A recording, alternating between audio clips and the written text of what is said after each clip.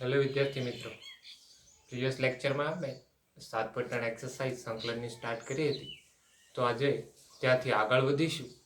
તો જોઈએ આગળનો એક દાખલો, પાંચમો સ્વાધ્યાય 7.3નો, કે જો integration sin cube x into cos cube x d x આપેલું હોય. સાંભળજો હું શું કહું છું, કે જ્યારે sin અને cos બંને આપેલા હોય એની કાંઈક એની પાવર હોય, અને જ્યારે અયુગ્મ ઘાત હોય, તો અહીંયા બેયને અયુગ્મ ઘાત છે. જો બેયને અયુગ્મ ઘાત હોય તો ગમે એની એકની તમારે ઘાત ઘટાડવાની, એક ઘાત ઘટાડવાની. એટલે આમ કહેવા માંગુ છું, ગમે એની, દાખલા તરીકે હું અહીંયા sin ની ઘાત ઘટાડું છું, તો અહીંયા આમ થાય sin square x into cos cube x into sin x into dx. શું કરવા આપણે ખબર પડી જશે. તો હવે પાછો અહીંયા sin સ્ક્વેર ને હું cos માં કન્વર્ટ કરું તો આનું નામ લખી શકું 1 minus cos square x into cos cube x into sin x dx. હા, લખી શકું. શું કરવા આવું કર્યું? કારણ કે હવે જો અહીંયા cos બરાબર આદેશ લેશે એટલે અહીંયા t માં ફરી જશે, અહીંયા t માં ફરી જશે, અને એનું અહીંયા બાજુમાં હું કંઈક dt પુટ કરી શકીશ. એટલા માટે તમે અહીંયા cos ની પણ એક ઘાત ઘટાડી શકો. ઇન્ટિગ્રેશનમાં અલગ અલગ આન્સર આવી શકશે, પરંતુ તમારે કે દાખલામાં ક્યાંય ભૂલ ના હોવી પડે. સિમ્પ્લિફિકેશનમાં કે ગણતા હોય ત્યારે ક્યાંય ભૂલ ના હોવી જોઈએ, પ્રોસિજર સાચી હોવી જોઈએ. અલગ અલગ આન્સર આવી શકશે, પણ જો ચાર વિકલ્પ જ આપેલા હોય તો એ પ્રમાણે ગણતરી કરવી પડે. અગર દાખલો આપેલો હોય તો તમે તમારી રીતે દાખલો ગણી શકો. તો અહીંયા જો કોઈની બરાબર આદેશ લો, તો કે cos x બરાબર t આદેશ લેતા, તો અહીંયા cos નું શું થાય? Minus sin x dx is equal to dt થાય. તો અહીંયા માઈનસ નથી તો માઈનસ વડે હું ગુણ નાખું, એટલે અહીંયા આમ થાય ને 1 minus cos square x into cos cube x. અહીંયા માઈનસ વડે ગુણ નાખું, માઈનસ sin x. શું કરવા? કારણ કે માઈનસ sin x dx ની જગ્યાએ મારે dt પુટ કરવું છે. હવે જો વેલ્યુ પુટ કરું આખું t માં, તો અહીંયા 1 માઈનસ આની જગ્યાએ હું t સ્ક્વેર, અહીંયા શું થઈ જાય t ક્યુબ, અહીંયા શું થઈ જાય dt. ધ્યાન રાખજો, અડધા અહીંયા x માં રાખે, અહીંયા t માં. એવું ના થવું જોઈએ. t તો બધું પછી t માં જ કન્વર્ટ થઈ જવું પડે, ખાસ ધ્યાન રાખવાનું. કા t માં હોય તો આ x માં હોય અડધા ને, કા t માં હોય તો આ પાછો x માં હોય અડધા ને. એવું થવું જોઈએ નહીં. t માં તો આખું પછી t માં, પછી t પ્રત્યે જ આપણે ઇન્ટિગ્રેશન કરવાનું છે. તો આ માઈનસ ને અંદર આવવા દઈએ તો અહીંયા આવું થાય, અને આને પણ અંદર ગુણ દઈએ તો અહીંયા આવું થાય કે માઈનસ માઈનસ પ્લસ અહીંયા કેટલા થાય છે? t ની કેટલી ઘાત થાય છે? 5 માઈનસ કેટલી? t cube into dt. તો અહીંયા ઇન્ડિવિડ્યુઅલ અને ઇન્ટિગ્રેશન કેટલા થાય? કેટલી થાય? t ની 6 ના છેદમાં 6 માઈનસ t ની 4 ના છેદમાં 4 વત્તા c. પણ મેં અહીંયા આદેશ લીધો છે cos x, તો અહીંયા હું cos x પુટ કરી શકીશ. એટલે કે અહીંયા શું થાય? cos ની 6x ના છેદમાં 6 માઈનસ cos ની 4x ના છેદમાં 4 વત્તા c. તો આવું થઈ ગયું ક્વેશ્ચન નો આન્સર. એટલે તમે તમારી રીતે પણ ગણી શકો. આ એક ઘાત ઘટાડ દો અને 1 માઈનસ sin સ્ક્વેર માં કન્વર્ટ કરી નાખો. sin બરાબર આદેશ લો, કોઈ ખોટો ન પડે. એક્ઝામ્પલ સાચો જ પડે. આઠમો એક્ઝામ્પલ જોઈએ. 6-7 એક્ઝામ્પલ હોમવર્ક આપું છું. તો આઠમો એક્ઝામ્પલ, તો અહીંયા જો આનું ડાયરેક્ટ તો કઈ થતું નથી. ડાયરેક્ટ થાય છે ઇન્ટિગ્રેશન નથી થતું, કારણ કે અહીંયા અમારે અંશમાં ગમે એમ કરીને લાવવું પડશે. તો અહીંયા જો 1 માઈનસ cos x નું આપણે પ્રીવિયસ લેક્ચરમાં સૂત્ર ભણી ગયા હતા. આપણને ખબર માઈનસ એટલે sin આવે, તો 2 sin સ્ક્વેર અને જે એંગલ હોય એનો અડધો થઈ જાય, એટલે કેટલો થઈ જાય એંગલ? x/2 છેદમાં અહીંયા 2 cos સ્ક્વેર એંગલ અડધો dx. તો અહીંયા બે કેન્સલ, અહીંયા કેટલા વધશે? ખાલી sin સ્ક્વેર ના છેદમાં cos સ્ક્વેર એટલે tan સ્ક્વેર x/2. પણ tan સ્ક્વેર x/2 નું તો સૂત્ર નથી, પણ ઘણી દાખલામાં આપણે ગણેલું છે કે tan સ્ક્વેર નું નથી પણ sec વર્ગ નું તો છે. તો અહીંયા હું કરી શકું? sec વર્ગ x/2 માઈનસ 1 dx લખી શકું. તો કે હા. તો હવે અહીંયા ઇન્ડિવિડ્યુઅલ દઉં તો અહીંયા શું થાય? અત્યારે તમે ઇન્ડિવિડ્યુઅલ દો છો, ડાયરેક્ટ પણ કરી શકો, કોઈ પ્રોબ્લેમ નથી. અહીંયા 1 dx પણ એક્ઝામમાં તમારે કમ્પ્લીટ કરવું પડશે. તો sec વર્ગ નું શું થાય? sec નું તો કે tan x/2. પણ અહીંયા ભૂલ નથી કરવાની, અહીંયા છેદમાં કેટલા આવશે પાછા? 1/2. x નો સહગુણક આવી છેદમાં આવે, ખાસ ધ્યાન રાખવાનું. માઈનસ x વત્તા c. તો આ છેદનો છેદ ક્યાં જશે? અંશમાં. એટલે 2 tan x/2 minus x plus c. તો આ શું થઈ ગયો ક્વેશ્ચન નો આન્સર. ઓકે, આપણે એક્સ્ટ્રા એક્ઝામ્પલ ગણીએ, કારણ કે પાંચમા એક્ઝામ્પલમાં અહીંયા બે અયુગ્મ ઘાત હતી. તમને ડાઉટ થશે એક અયુગ્મ અને એક યુગ્મ હોય તો શું કરે કે એક્ઝામ્પલ ગણીએ આપણે ટેક્સ્ટબુકમાં આઈ થિંક નથી જાય જો કે એક્ઝામ્પલ ગણીએ કે શું કરવું પ્રોસીજર.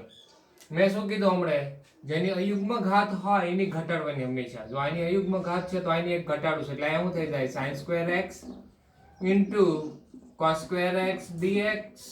ઓકે, dx પહેલા અહીંયા શું લખવાનું છે sin x dx થાય તો કે હા. તો હવે આને હું કન્વર્ટ કરી નાખું cos માં, એટલે 1 minus cos square x into cos square x into sin x dx. જો એટલે અહીંયાથી એક આપણે તારણ નીકળ્યું કે જેની અયુગ્મ ઘાત હોય ત્યારે જેની અયુગ્મ ઘાત હોય એની એક ઘાત ઘટાડવાની, સિમ્પલ વસ્તુ. તો અહીંયા કોઈની બરાબર આદેશ લઉં કે cos x બરાબર t આદેશ લેતા. હવે તો ઓલા જેવો એક્ઝામ્પલ થઈ ગયો કે હવે એવું હાર્ડ નથી. Minus sin x dx is equal to dt. તો અહીંયા માઇનસ વડે ગુણ નાખવું તો 1 minus cos square x into cos square x minus sin x dx.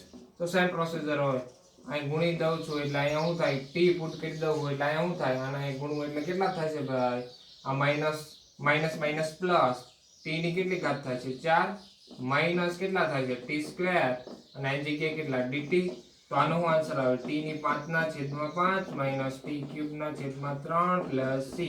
તો અહીં કેટલો આવે આન્સર, કોઈ બરાબર આવે cos બરાબર, તો cos ની 5x ના છેદમાં 5 માઇનસ cos ક્યુબ x ના છેદમાં 3 વત્તા c. એટલે એક વસ્તુ નોટ કરીને લખી નાખજો કે જેની sin cos જ્યારે આપેલા હોય અને જેની અયુગ્મ ઘાત હોય એની એક ઘાતમાં ઘટાડી અને પછી ગમે એક ફંક્શનમાં કન્વર્ટ કરી અને એની બરાબર આદેશ લેવો. એક્ઝામ્પલ નંબર 9 જોઈએ તો એક્સ્ટ્રા આપણે રીતે એક્ઝામ્પલ લીધો છે. તો એક્ઝામ્પલ નંબર 9 જોઈએ. આનું જો ડાયરેક્ટ તો ઇન્ટિગ્રેશન થતું નથી, પણ હું અહીંયા જો છેદ જેવું અંશમાં હું સેટ કરી શકું છું. કઈ રીતે, તો કે અહીંયા અંશમાં એક ઉમેરી દઉં અને એક બાદ કરી દઉં. એક ઉમેરું ને એક બાદ કરું ને એટલે તો શું થાય અહીંયા 1 પ્લસ એક ઉમેરા cos x અને એક અહીંયા બાદ કર્યા અને શું આવશે અહીંયા dx અને આખાના છેદમાં તો સેમ 1 પ્લસ cos x. તો અહીંયા બે ના છેદમાં હું ઇન્ડિવિડ્યુઅલ પુટ કરું છું એટલે 1 પ્લસ cos x ના છેદમાં 1 પ્લસ cos x અને ઇન્ડિવિડ્યુઅલ દઈ દઉં છું એટલે બીજું સ્ટેપ માં કરવું નહીં. Integration 1 upon 1 plus cos x dx થાય તો આ કેન્સલ થાય. તો અહીંયા શું વધશે, ખાલી 1 dx વધશે માઇનસ હજી હમણાં જ ભણ્યા 1 પ્લસ cos x નું ડાયરેક્ટ ઇન્ટિગ્રેશન નથી ખબર, પણ આ 1 પ્લસ cos x નું ત્રિકોણમિતિમાં સૂત્ર છે તો શું છે 2 cos square x by 2 dx છે. એક સાથે ઇન્ટિગ્રેશન કરું એટલે હજી આને 1 dx એમ નામ રાખું, 1 dx માઇનસ 1 by 2 છેદનો છેદ ક્યાં જશે અંશમાં, કેટલા થઈ જશે sec વર્ગ x by 2 dx થશે. તો શું થાય નેક્સ્ટ સ્ટેપ 1 નું કેટલું x. આ પ્રોસીજર સેમ જ છે, ખાલી આ આઈડિયા આવો જોઈએ કે એક ઉમેરીને એક બાદ કરું કે જેથી છેદ કેન્સલ આઉટ થાય અને આનું ડાયરેક્ટ સાદુરૂપ દેવાઈ જાય. તો અહીંયા શું થાય sec વર્ગનું 1 by 2 tan x by 2 છેદનો છેદ ક્યાં જશે, એક સ્ટેપ લખી નાખો 1 by 2 plus c છેદનો છેદ ક્યાં જશે અંશમાં, તો બે કેન્સલ આઉટ થશે તો છેલ્લે આન્સર કેવો આવશે x minus tan x by 2 plus c. તો આ થઈ ગયો ક્વેશ્ચન નંબર 9 નો આન્સર.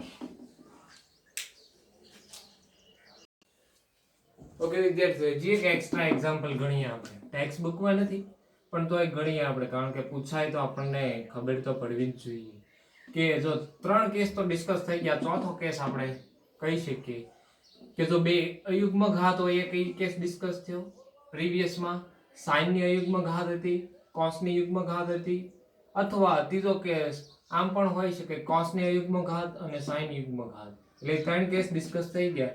ચોથા કેસમાં જ્યારે બે ની અયુગ્મ ઘાત હોય ત્યારે શું કરવું, તો એક સૂત્ર આપણે હતું કે હંમેશા બે ની અયુગ્મ ઘાત હોય ત્યારે બને ત્યાં સુધી નાની ઘાત હોય 3 કે 4 સુધી ત્યાં સુધી 1 by વડે ગુણીને 1/8 કે 1/6 વડે જે પ્રમાણે ગુણીને sin 2 થીટામાં કન્વર્ટ કરવાની ટ્રાય કરવાની. શું કરવા એવું કહું છું, કારણ કે સીધું ભાઈ સૂત્ર બની જશે. આને કેટલા વડે હું ગુણું તો 1/4 વડે ગુણું તો અહીંયા આમ લખીએ કે 4 શું કરવા 4 વડે ગુણું હમણાં ખબર પડી જશે, કારણ કે મારે sin 2 થીટામાં કન્વર્ટ કરવું છે. કેમાં કન્વર્ટ કરવું છે, sin 2 થીટામાં. અને આમ લખીએ કે 2 sin x into cos x, પાછા બીજા 2 sin x into cos x, એટલે આ ટર્મ જ આવવાનું. તો અહીંયા શું લખી શકું 1/4 sin 2 theta, ઓકે x છે તો sin 2x into sin 2x લખી શકું. તો કે હા, તો અહીંયા શું થાય direct 1/4 integration sin square 2x dx થાય. તો આનું sin square નું સૂત્ર નથી, પણ આપણે પહેલો એક્ઝામ્પલ આવો કંઈક આવી ગયો હોય, પહેલો કે બીજો એક્ઝામ્પલ, આને હું કન્વર્ટ કરીએ તો આને આમ લખીએ કે 1 માઇનસ cos હોય તો પ્લસ, sin હોય તો માઇનસ cos for x ના છેદમાં 2 લખી શકું. તો કે હા, હવે હું ઇન્ટિગ્રેશન કરીએ તો આ શું આવશે 1/8 ઇન્ટિગ્રેશન, અહીંયા શું વધ્યું 1 અને અહીંયા શું વધ્યું માઇનસ cos 4x dx. તો અહીંયા હું ઇન્ટિગ્રલ દઉં તો શું આવે 1/8 1 dx minus 1/8 integration cos 4x dx.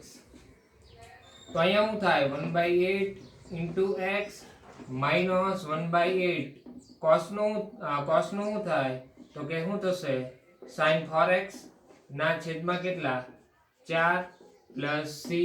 તો કેટલો આન્સર આવશે x/8 minus 1 ના છેદમાં 32 sin 4x plus c. તો જો ચારે ચાર કેસ આપણે ડિસ્કસ કર્યા. ટેક્સ્ટ બુકમાં નથી પણ આવડવા જોઈએ, પૂછી પણ શકે સ્ટેટ બોર્ડમાં આપણે એનસીઈઆરટી માં.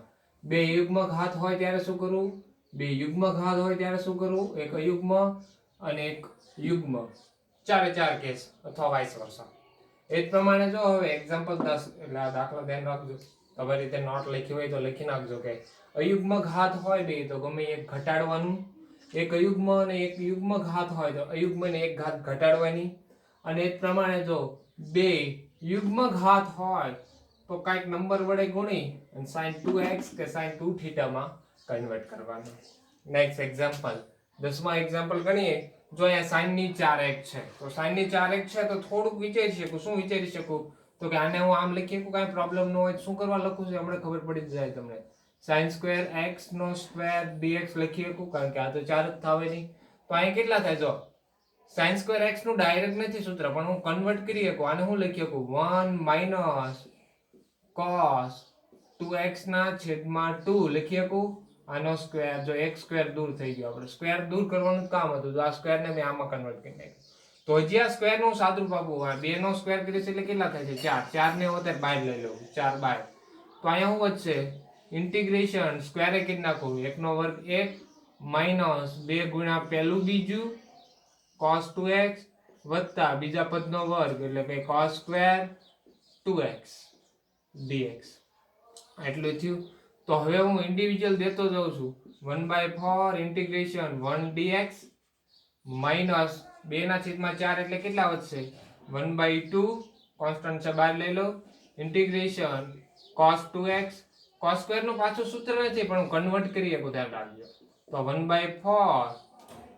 1/4 ગુણવાનું ભૂલતા નહીં. cos સ્ક્વેર નું હજી આ પ્રમાણે કન્વર્ટ કર્યું એ પ્રમાણે કરી શકું 1 પ્લસ cos 4x ના છેદમાં કેટલા 2 અને dx. તો as it is 1/4 1 dx as it is, એક સાથે ઇન્ટિગ્રેશન લેવું છે એટલે 1/2 ઇન્ટિગ્રેશન cos 2x dx વત્તા 1/8 અહીં ઇન્ડિવિડ્યુઅલ દઈ દઉં છું કેટલા 1 dx વત્તા 1/8 ઇન્ટિગ્રેશન cos 4x dx. તો હવે ઇન્ટિગ્રેશન કરું છું એક સાથે 1/4 1 નું શું થાય x માઇનસ 1/2 cos નું શું થાય sin 2x ના છેદમાં 2 પ્લસ 1/8 અહીંયા શું થશે x વત્તા 1/8 અહીંયા શું થશે sin 4x ના છેદમાં કેટલા તો કે 4. આ ધ્યાન રાખજો, આ ભૂલી જાય એટલે દાખલો રોંગ થાય, ખોટો પડે, માર્ક કપાય. તો અહીંયા શું આન્સર આવે x/4 બાજુ બાજુમાં ગોઠવું છું વત્તા x/8 માઇનસ 1/4 sin 2x વત્તા 1/32 sin 4x પ્લસ c.